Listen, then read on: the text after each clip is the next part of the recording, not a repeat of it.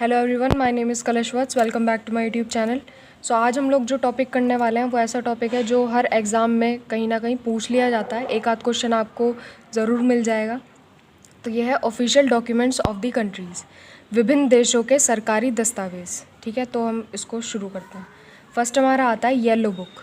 Yellow book क्या है? France की सरकार का सरकारी प्रकाशन, फ्रेंच गवर्नमेंट ऑफिशियल रिपोर्ट।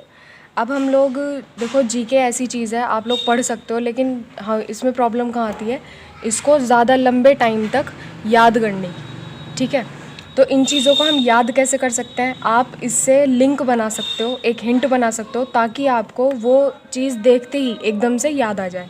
ठीक है, अगर मैं अपनी बताऊँ तो मैं इसको किस तरीके से याद करती हूँ। जैसे कि फ्रेंच को पढ़ते ही हमारे दिमाग में सबसे पहले आता है फ्रेंच फ्राइज़। ठीक है, सो फ्रेंच फ्राइज़, यहाँ से हमने एक वर्ड ले लिया फ्रेंच, इससे बन गया फ्रेंच फ्राइज़। और दूसरा है येलो। ठीक है, तो इसके जो दो कीवर्ड्स होंगे वो क्या हो गए, येलो और फ्रेंच फ्राइज़।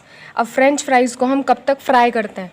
जब तक वो येलो नहीं हो जाता है ना, एक प्यारा सा येलो कलर नहीं आ जाता, तब तक हम उसको फ्राई करते हैं। तो इस चीज़, यहाँ से आप इस चीज़ को लिंक करके याद कर सकते हो। और ऐसे लिंक बना के फ़ायदा सिर्फ ये होता है कि आप इसको ज़्यादा लंबे टाइम तक ईजीली वो आपको याद रहती है। ठीक है, वरना आप 3 दिन 4 दिन आपको याद रहेगी और उसके बाद फिर आप भूल जाओगे। और जीके ऐसी है, आप इसको बार बार रिवाइज़ नहीं कर सकते वापस। ठीक है, सो इस चीज़ को आप इस तरीके से याद कर सकते हो। दूसरा आता है हमारा ग्रीन बुक।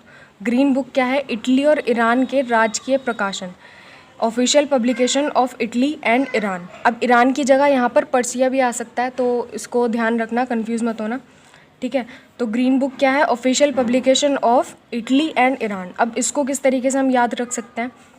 अब ग्रीन में 2 ई आते हैं, ई है ना, और इटली और ईरान अगर हम जिसको बोलते हैं तो किस चीज़ की साउंड आती है? ई की आती है, यानी कि यहाँ से एक ई और एक ई यहाँ से। तो आप इस चीज़ को यहाँ से भी याद कर सकते हो कि ग्रीन में 2 ई आ रहे हैं और बोलते में हमें इटली और ईरान में भी ई की साउंड आती है। तो ये चीज़ यहाँ से लिंक हो सकती है, आप इसको यहाँ से भी याद रख सकते हो। ज़रूरी नहीं है कि जो लिंक मैं आपको बता रही हूँ आप उन्हीं को याद रखो, वही आपको ठीक रहेंगे। आप अपनी तरफ से भी कोई भी लिंक बना सकते हो। ठीक है, बस मेन ऑब्जेक्टिव हमारा ये है कि वो चीज़ हमें याद रहनी चाहिए। ठीक है, सो थर्ड हमारा आता है वाइट बुक। वाइट बुक क्या है? पुर्तगाल, चीन और जर्मनी के सरकारी प्रकाशन, official publication of China, Germany and Portugal. अब इसमें हमारी 3 कंट्रीज़ आ जाती हैं, पुर्तगाल, चीन और जर्मनी। सबसे पहले हम चीन देखते हैं, चाइना। तो चाइना या चीन को सबसे पहले दिमाग में सोचते ही हम, मेरे दिमाग में सबसे पहले एक वर्ड आता है चीनी। ठीक है, शुगर। और शुगर का कलर कैसा होता है? चीनी के जो क्रिस्टल्स होते हैं वो किस कलर के होते हैं? वाइट कलर के होते हैं। देखा, इजी था ना।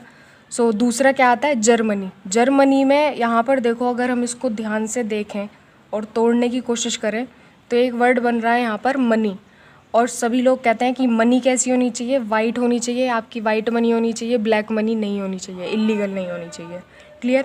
सो आपको ये चीज़ यहाँ से भी याद रह सकती है। अब आता है पुर्तगाल। पुर्तगाल तो और भी ईजी है। पुर्तगाल में गाल आ रहा है, राइट?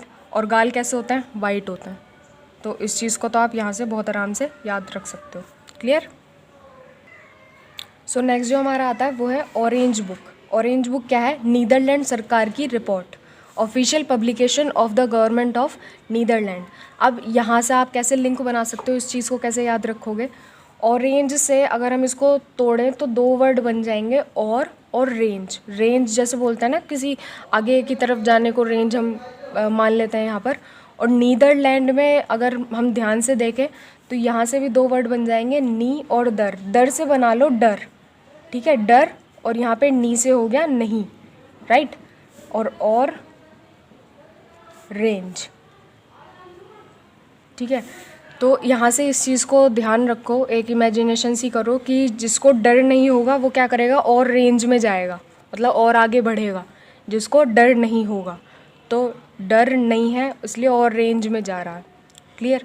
सो इस चीज़ को आप यहाँ से भी याद रख सकते हो। तो नेक्स्ट जो हमारा आता है वो आता है ब्लू बुक। ब्लू बुक क्या है? ब्रिटिश सरकार की सरकारी report, official report of British government. अब ब्लू बुक और ब्रिटिश गवर्नमेंट को या ब्रिटिश सरकार को हम किस तरीके से याद रख सकते हैं? जैसे कि हम लोग सब जानते हैं कि अंग्रेज़ी सरकार ने हमारे ऊपर हुकूमत करी थी, हमारे ऊपर राज करा था। उनको हमने भगाया था। जैसे बोलते हैं ना कि ब्रिटिश सरकार को भगा दिया था, मार मार के भगाया था। तो आप इसी चीज़ से यहीं से थोड़ा सा फ़नी एक लिंक बना लो, इजीली याद हो जाएगा। ब्रिटिश सरकार को हमने मार मार के भगाया था। तो अगर हम किसी को मारते हैं तो उसकी बॉडी कैसी हो जाती है? ब्लू हो जाती है। तो आप इस चीज़ को यहाँ से भी लिंक कर सकते हो, ब्लू और ब्रिटिश सरकार। नेक्स्ट जो हमारा आता है वो आता है ग्रे बुक। ग्रे बुक क्या है? बेल्जियम व जापान की सरकारी report, official report of government of Belgium and Japan. अब यहाँ से हम क्या ले सकते हैं? जैसे बेल्जियम में अगर मैं इसको ठीक से अगर एक लिंक बनाने की कोशिश करूँ तो बेल्जियम से मुझे बैल मिल रहा है, बैल, जैसे बैल होता है ना, बैल। और जापान से अगर एक वर्ड हम बनाएं तो यहाँ से मिल जाता है हमें पानी, और ये हो गया बैल। ग्रे है, अब ग्रे से हम बना लेते हैं गिर, ठीक है। तो इसका हम कैसे बना सकते हैं कि बैल गिर गया पानी में। तो आप तीनों वर्ड ये हमारे यहाँ से लिंक हो गए और हमें आसानी से इसको हम याद रख सकते हैं, ठीक है।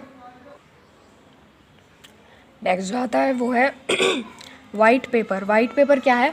ब्रिटेन व भारत सरकार की किसी विशेष विषय पर report, official paper of the government of Britain and India on a particular topic.